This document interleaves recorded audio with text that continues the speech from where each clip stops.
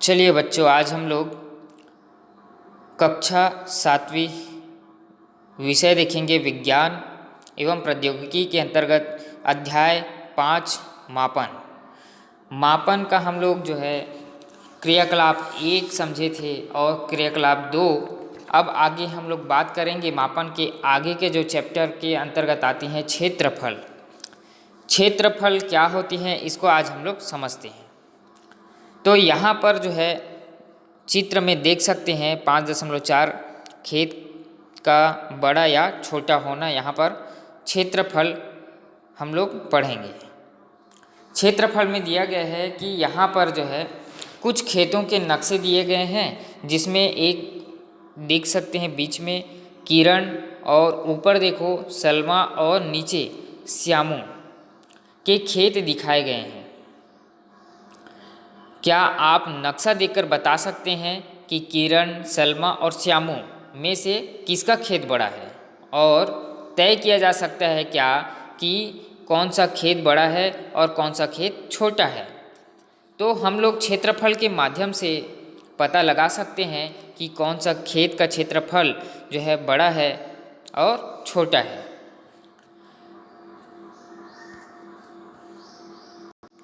चलिए देखते हैं किसी खेत या कागज पर बने वर्ग या आयतन के बड़े या छोटे होने का संबंध उसकी सतह के फैलाव से है। ठीक है, देख सकते हैं खेत या कागज का पर बने जो वर्ग होती हैं उनकी जो आयतन है वो बड़े और छोटे होने का संबंध किससे है? उनकी फैलाव से है ना, कितनी फैली हुई है उनको देख करके। खेत या कागज पर बना वर्ग या आयतन जितना बड़ा होगा उनकी सतह का फैलाव उतनी ही अधिक होगी। ठीक है, किसी भी वस्तु की सतह का फैलाव उसका मापन या क्षेत्रफल कहलाता है। तो यहाँ पर देख सकते हैं कि चित्र में जो लाल कलर की जो वर्ग है वो है सलमा की खेत, और यहाँ पर देख सकते हैं उसके नीचे किरण और उसके नीचे श्यामू। तो हमको बताना है कि क्षेत्रफल जो है सलमा का, किरण और श्यामू का किसका बड़ा है। चलिए आगे देखते हैं। क्षेत्रफल का एसआई मात्रक वर्ग मीटर है। क्या है? एसआई मात्रक वर्ग मीटर है। आगे हम लोग देखेंगे इसमें मीटर स्क्वायर M2 लिखा गया है। यह उस वर्ग का क्षेत्रफल है जिसके प्रत्येक भुजा की लंबाई 1 मीटर है। टाइल्स, पुस्तक, फोटो फ्रेम या पोस्ट कार्ड जैसी छोटी आकार की वस्तुओं का क्षेत्रफल वर्ग सेंटीमीटर यानी कि cm² से दर्शाना सुविधाजनक होता है, और इस वर्ग का सेंटीमीटर उस वर्ग का क्षेत्रफल है जिसकी प्रत्येक भुजा की लंबाई 1 सेंटीमीटर होती है। बहुत बड़ी सतहों जैसे किसी खेत का क्षेत्रफल और एरिया देखें, हेक्टेयर देखें, मात्रकों को दर्शाया जाता है किससे? यहाँ पर देख सकते हैं सबसे नीचे पॉइंट में देख सकते हैं क्षेत्रफल के मात्रकों के गुणज का अपवर्तन दिया गया है। ठीक है,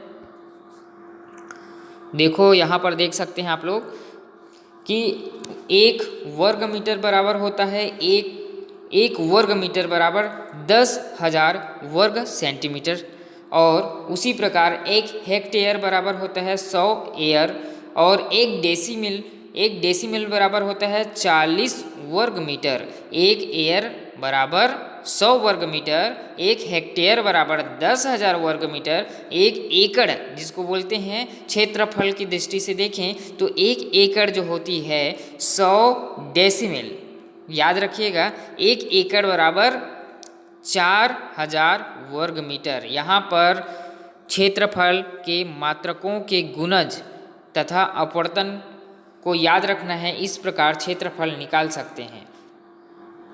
ग्राफ पेपर में 1 वर्ग सेंटीमीटर तथा 1 वर्ग मिलीमीटर क्षेत्र की पहचान करना है, और इस वर्ग सेंटीमीटर में स्थित वर्ग मिलीमीटर क्षेत्रों की संख्या गिनकर निकालना है। ठीक है, उसी प्रकार देखते हैं यहाँ पर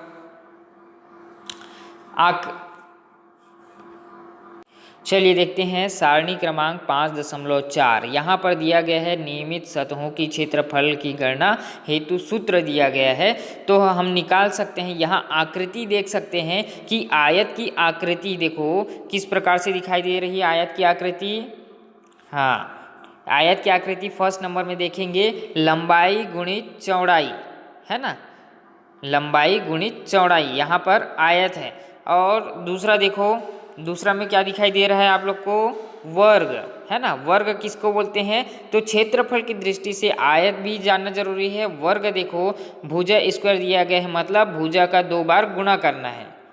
और वृत्त दिखा है, तीसरा नंबर देखें वृत्त, वृत्त मतलब गोलाकार संरचना, है ना। पाई गुणित त्रिज्या गुणित त्रिज्या, इस प्रकार सूत्र को हम लोग याद रख सकते हैं। चलिए आगे देखते हैं हम लोग। अनियमित आकृति वाली वस्तुओं की सतह का क्षेत्रफल ज्ञात करना। हम लोग देखे थे अभी, उसमें क्या है, जो देखे थे अभी क्षेत्रफल, जिसमें आयत निश्चित है, वर्ग है और वृत्त निश्चित थी। तो हम लोग इनको क्या है, सूत्र के माध्यम से निकाल सकते हैं क्षेत्रफल उनकी, ठीक है। अब देखेंगे अनियमित आकृति वाली, तो अनियमित आकृति वाली क्षेत्रफल को हम लोग को कैसे ज्ञात करना है, इसके बारे में समझते हैं। तो यहाँ पर दिया गया है कि कभी कभी हमें किसी पत्ती या हथेली या पैरों की तली जैसे विभिन्न प्रकार की अनियमित आकृति का क्षेत्रफल ज्ञात करना होता है। तो इस प्रकार की सतहों का क्षेत्रफल हम लोग देखेंगे और उनके द्वारा सूत्रों का भी अध्ययन करेंगे। तो क्रियाकलाप 4 में देख सकते हैं कि आवश्यक सामग्री में लिए गए हैं सेंटीमीटर ग्राफ पेपर लिया गया है और एक पत्ती पेंसिल स्केल, ठीक है। अनियमित सतह वाली वस्तु, जैसे कि अनियमित सतह में क्या होती है, पत्ती है, उसकी क्या होती है, नियमित संरचना नहीं होती। कई पत्ती बड़ी होती है तो छोटी होती है, कई और छोटी होती है। तो इस प्रकार की जो है अनियमित आकृति होती है। इस प्रकार ग्राफ पेपर पर उन पत्ती को लेकर के रखेंगे और जैसे ही ग्राफ पेपर पर रखेंगे तो हम देख सकते हैं कि उनकी जो सीमा रेखा है ना,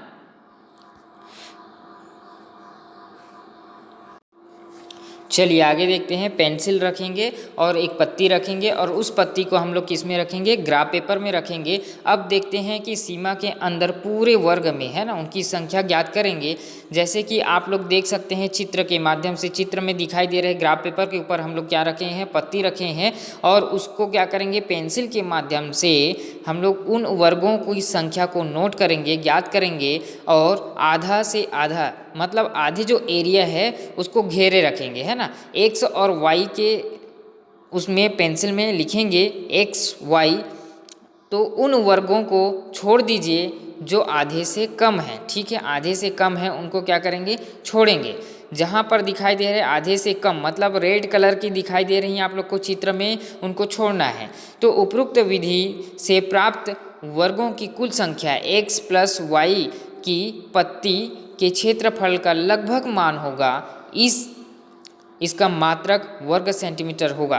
तो यहाँ पर देख सकते हैं सारणी क्रमांक 5.6 में देखें तो क्रमांक दिया गया है 1 और 2, तो पूर्ण वर्गों की संख्या यानी कि वर्ग देख सकते हैं आप, पत्ती पर कितनी वर्ग बनी हुई हैं, 33 वर्ग बनी हुई है। और 33 वर्ग यहाँ पर दिखाई दे रहे पत्ती में, देखो पत्ती के माध्यम से हम लोग कॉलम में यहाँ पर लिखेंगे। तो कॉलम में क्या लिख रहे हैं हम लोग, पूर्ण वर्गों की संख्या, मतलब जो पूरी कंप्लीट वर्ग है ना, जहाँ पर पूरे कंप्लीट वर्ग है उनको हम लोग लिखेंगे, जो आधी है उसको हम लोग छोड़ देंगे, ठीक है। यहाँ पर जो लाल कलर की जो पत्ती की किनारे जो दिख रही हैं उसको क्या करेंगे, छोड़ेंगे। अब देखेंगे पूर्ण वर्गों की संख्या 33 है, आधा या आधे से अधिक वर्गों की संख्या कितनी है, 15, जो क्या दिखाई दे रही है आप लोग को, लाल कलर की जो पत्ती के जो किनारे की संरचना है वो 15 है। कुल वर्गों की संख्या, अब जो है कुल वर्ग निकालेंगे तो जितने भी कॉलम में आई है यानी कि पूर्ण वर्ग 33 है और जो आधे हैं, आधे वर्ग क्या है, 15 है। तो 33 प्लस 15 को हम लोग क्या करेंगे, जोड़ेंगे तो क्या आएगा, 48। अब देखेंगे पत्ती का क्षेत्रफल निकाल लिए हम लोग, कितना निकला पत्ती का वर्ग सेंटीमीटर, 48। तो इसी प्रकार हम लोग जो है छोटी पत्ती से लेकर के बड़ी पत्ती को ग्राफ के माध्यम से उनकी क्षेत्रफल निकाल सकते हैं।